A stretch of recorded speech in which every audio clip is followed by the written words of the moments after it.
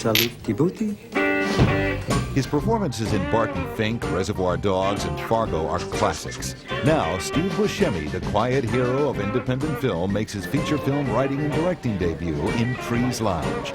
It's a bleak comedy borrowed from the actor's own life. That's what I was interested in doing, was writing a character film. And this film has a lot of characters. To play those characters, Buscemi rounded up an impressive ensemble, including Mimi Rogers, Carol Kane, Daniel Baldwin, Seymour Cassell, and Anthony LaPaglia, with special appearances by Debbie Mazur and Samuel L. Jackson. The actors that I have are just giving me so much more than I imagined when I wrote the script. In Trees Lounge, Buscemi plays Tommy, an out-of-work mechanic who's searching for himself and coming up short. Hold it, hold. I'll tell you what. I'll give you $5 if you don't drink the drink. I'll do it. Don't get weird on me, Victor, please. I'm not getting weird on you. But no matter how bad things get, there's always the Trees Lounge. Out now. Yeah, you're leaving out. Go. Go ahead. He's going through a bad period when the film starts. He's been fired from his job. So Tommy takes solace in this bar called the Trees Lounge. Tell me your name again. What's this? Look into my... Crystal! Now I got it embezzled in my head. The Trees Lounge is the corner bar and center of Tommy's universe, the perfect place to forget about his problems. His best friend is now going out with his girlfriend, who's pregnant. The kid may be his or it may be his best friend's. Whose baby do you think I'm carrying? Tommy's, okay? Is that what you want me to say? Rehearsal's up. Steve, you all set?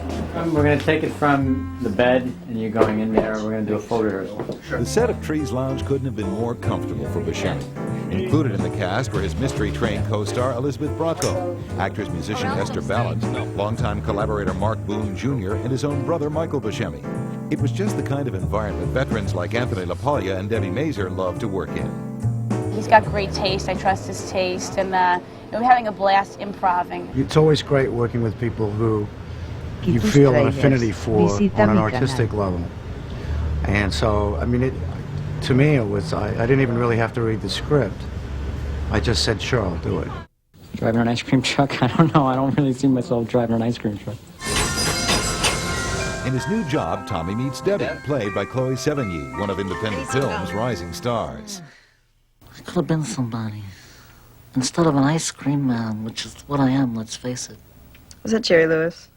You thought that was Jerry Lewis? She doesn't have that many friends. She hangs out with a 60-year-old man in an ice cream truck, and then when he dies, she hangs out with Steve's character, Tommy, in the ice cream truck. Buscemi had no trouble imagining what it was like to drive an ice cream truck through the hot summer streets of Long Island. He's done it himself.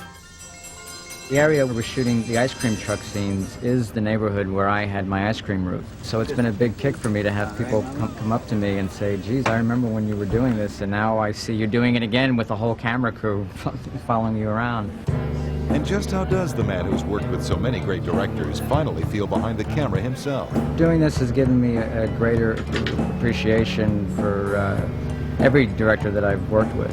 For me, it's been a real learning experience being on something from the very beginning to the very end. Trees Lounge is a film from the heart and the true spirit of independent filmmaking. It's a movie just like its maker. Unusual, intelligent, outrageous, and as always, just a little bit offbeat. Rob is a character that plays Steve's character, Tommy's best friend, and he now is with Tommy's ex-girlfriend, and she's having a baby, and there's a bit of a question about whose baby it is, if you can follow any of that. A lot of people working on the movie kind of worked on it as because we like Steve a lot. There's nothing showbiz about the guy at all, and I admire the road that he's taken to do what he's been doing.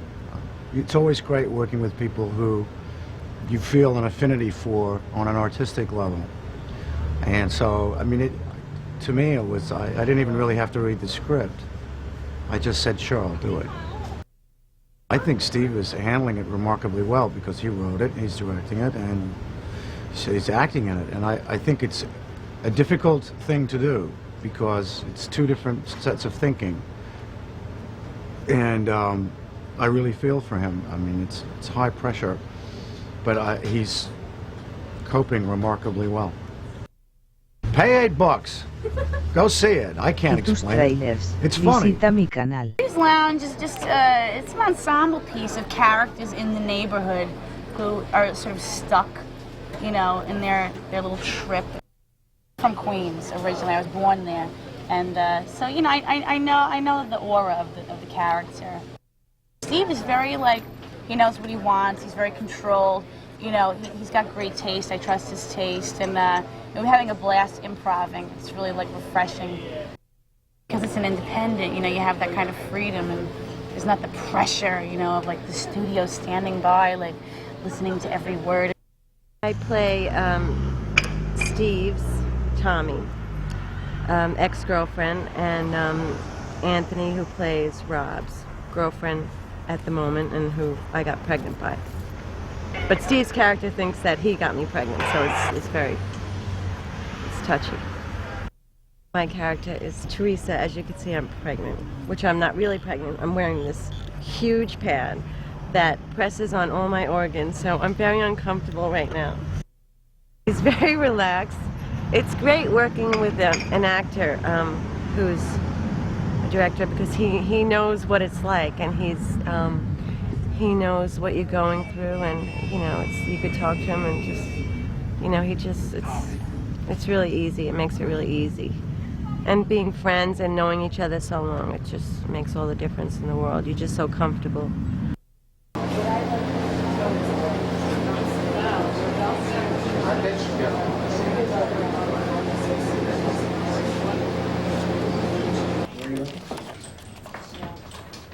She can come right here.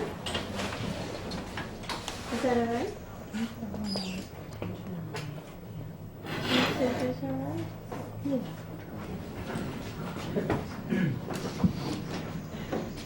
Carol's here.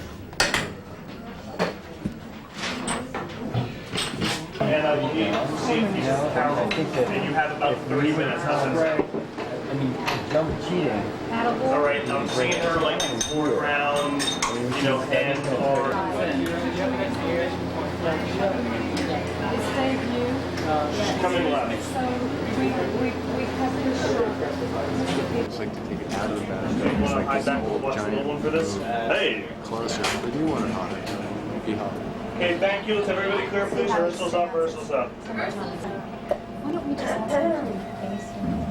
Lisa, are you seeing the headboard? You seeing the headboard? Something happened to it. Oh, the headboard came up on one side for a camera frame. Oh. Just a wedge. It was a... We're gonna take it from the bed, and you're going in there. We're gonna do a full rehearsal. Sure. See what the... Yep. Here we go. Rehearsal's up. Quiet, please.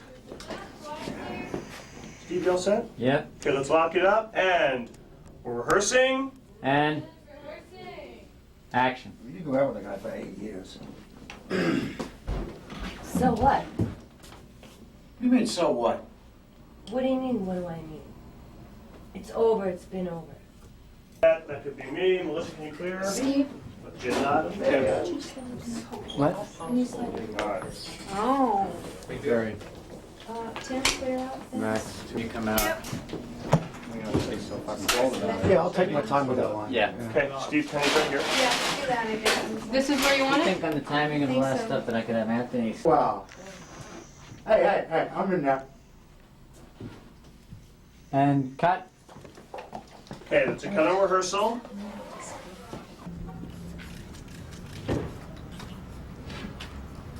$400 black and white. No, it's not. 124. 569. Move that over.